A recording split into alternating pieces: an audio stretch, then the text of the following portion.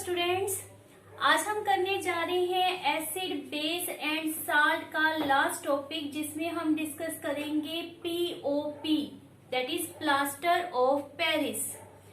दिमाग में आ गया, एक तो पेरिस और दूसरा प्लास्टर। प्लास्टर वो जो फ्रैक्चर के दौरान लगाया जाता है, आया माइंड में? हाँ बिल्कुल, हम उसी की बात कर रहे हैं, प्लास्टर ऑफ पेरिस।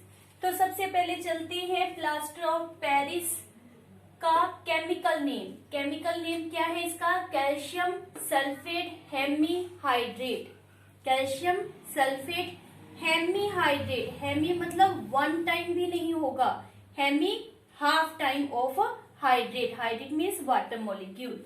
तो फार्मूला हमारे पास क्या है? Calcium sulphate half water molecule. Half water molecule का मीनिंग आप ये भी समझ सकते हो कि एक वाटर मॉलिक्यूल जो होगा इसमें, one water molecule will share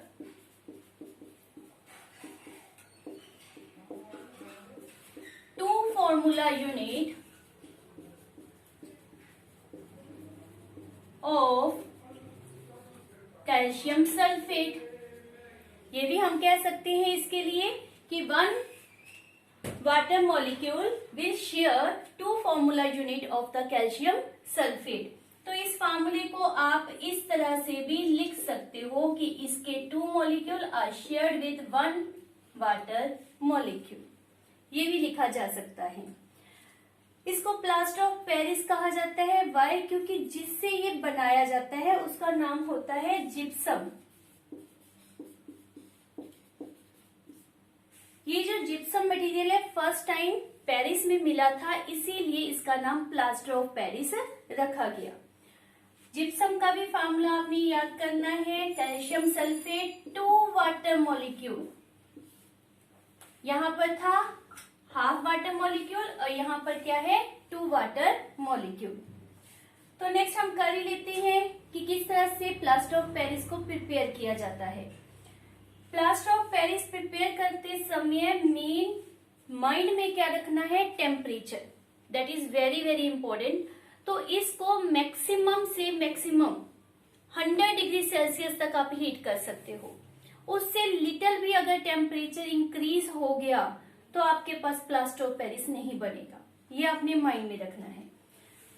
तो हमने लिया जिप्सम, हीट करेंगे टेम्परेचर 100 डिग्री सेल्सियस। अगर आप केल्विन में लिखना चाहते हो तो कितना होगा? 373 केल्विन, है ना? तो इसमें से क्या होगा? 75 वाटर रिमूव हो जाएगा। 75 मीन्स 1.5 वाटर मॉलिक्यूल रिमूव हो गया। तो रिमेनिंग कितना रह गया? सिर्फ 25, that is half water molecule. तो ये आपका क्या बन गया? Plaster of Paris. If temperature greater than 100 degree Celsius हो गया तो क्या होगा? ये कंप्लीटली एनहाइड्रस हो जाएगा। ये जो हाफ वाटर मॉलिक्यूल हेमीहाइड्रेट हमने लिखा है ये रिमूव हो जाएगा। सिर्फ आपके पास क्या रह गया? CaSO4। अब इसमें जो हम रेफर करना चाहते हैं properties of plaster of Paris में होती है, वैसी कोई प्रॉपर्टी नहीं होगी। इसके लिए हमें जैसे रिक्वायर्ड होता है कि जब इसमें पानी ऐड करें तो ये सेट हो जाए, लेकिन ये अगर ग्रेटर देन 100 डिग्री सेल्सियस पर हुआ, कैल्शियम सल्फेट बना, तो अब इसमें उस तरह से सेट होने की कोई प्रॉपर्टी नहीं होगी और हम इसको नाम क्या देंगे? Dead burned plaster. Dead burned मतलब बेकार हो गया, अब उसकी कोई यूज नहीं है, इसलिए उसको क्या कहते हैं? Dead burned plaster. Quite simple है ये। This is preparation. लास्ट क्या है? इसकी यूजेस। यूजेस बहुत है, बहुत कॉमनली तो आपको पता ही है। जैसे कि मेडिकल फील्ड में रहे तो किसी भी तरह के फ्रैक्चर को ठीक करने के लिए उसके ऊपर क्या लगा दिया जाता है? प्लास्टर। टॉयज बनाने के लिए इसको यूज किया जाता है। किसी भी चीज के, जैसे स्टैचू है, ज्वेलरी है, उसके कास्ट बनाने के लिए, सांचे बनाने के लिए भी इसको यूज किया जाता है। इसमें एक और प्रॉपर्टी है जो आप माइंड में रखें कि जब हमारे पास प्लास्टर ऑफ पेरिस है उसमें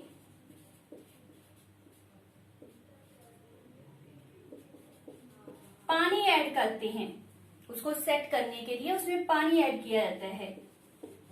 तो पानी भी एक सफिशिएंट अमाउंट में ही डालना होता है, means we are doing simply reverse of this reaction. तो जब इसमें पानी डाला जाता है तो ये क्या बनता है, back to the gypsum. During this इसका जो वॉल्यूम है वो 1% इंक्रीज हो जाता है, क्योंकि अब ये प्लास्टर ऑफ पेरिस जो है वो सेट होना शुरू होता है जब पानी डाल दिया जाता है। तो इसका वॉल्यूम जो है वो 1% इंक्रीज होता है। इसका बेनिफिट क्या होगा कि जो भी आपने मोल्ड बनाना है उसके परफेक्ट शेप बनाने में हेल्प मिलेगी। तो इसीलिए इसकी यूज जो है वो cast of any type of jewellery या फिर टॉयज, स्टैचूज, उसके लिए इसको यूज करते हैं।